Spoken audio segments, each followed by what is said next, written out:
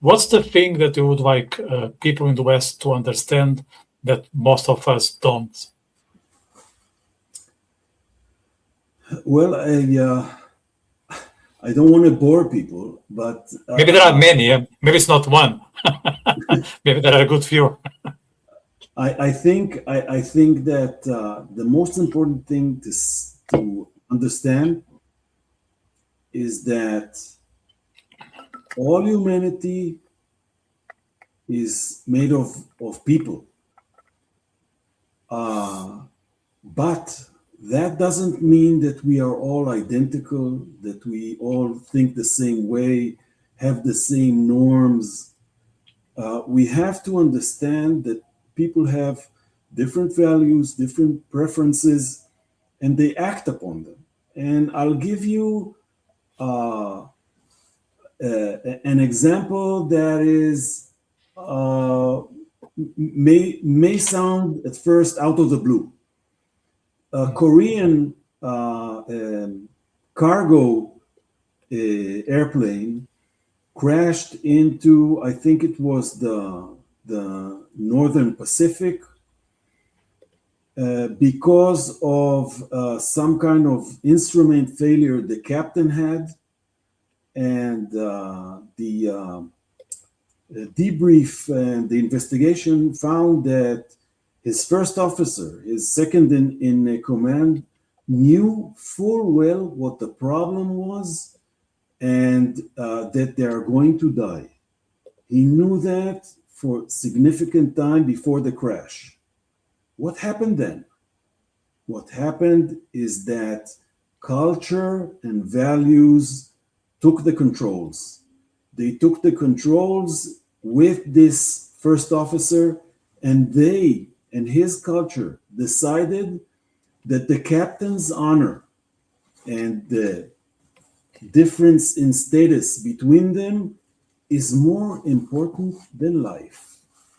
We need to understand that people have brains, people have individuality, but they operate a different software. Each has his or her own considerations. I can't say that mine is better than others, but first of all, we have to acknowledge that people are not made of the same skin. They are not the same machine. Yeah, I mean, I totally relate to that comment, but I would say the big advocates of equality, diversity, and inclusion, they're going to be outraged by your comment, Erez. Would you bother with that, or you just don't care? Not really, not really, because as Ben Shapiro said, facts don't care about their feelings. The fact, their feeling that what I was saying is maybe racist, maybe condescending, their feeling is wrong. All these facts are backed by research, by studies that has been going on for decades. Everyone can say that the Japanese are meticulous. They feel good about it because it's a compliment.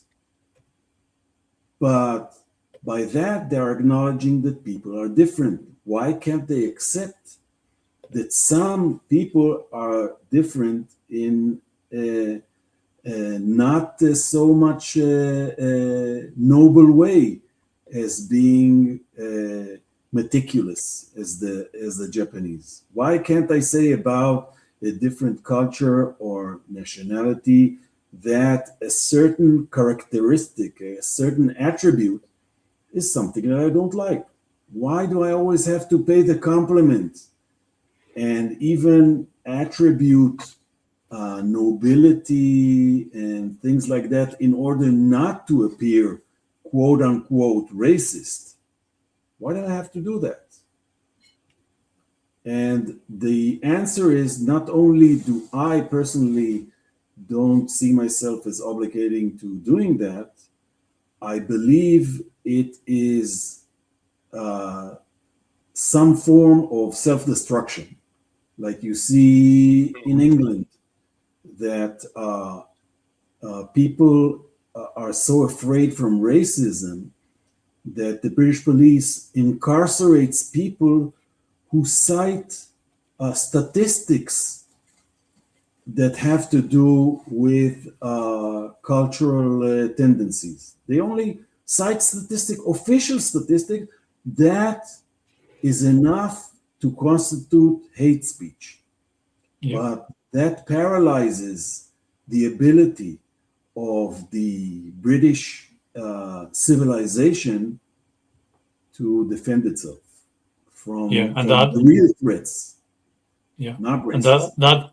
the other one is when there's a huge population in a specific town or city that is British and white, then they say it's a problem. It's too white.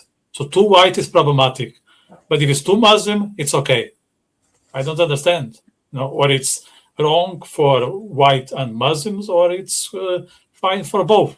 Just be consistent, be coherent for once.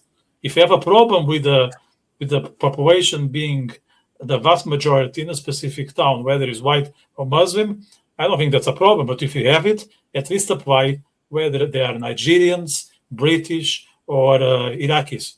Just be coherent. That's all I ask. But their brains are not functioning, so I think I'm asking too much here. Let's just go to the poll before we close up. So result, I'm going to put it on the screen. It doesn't look too pretty how I put it. I hope we can read it. So results say 60% of people believe the escalation is inevitable. 40% believe it's all about the proxies.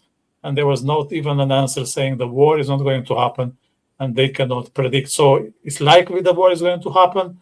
And there is a split between the conflict is going to take place in a direct manner, or the proxies will get the job done.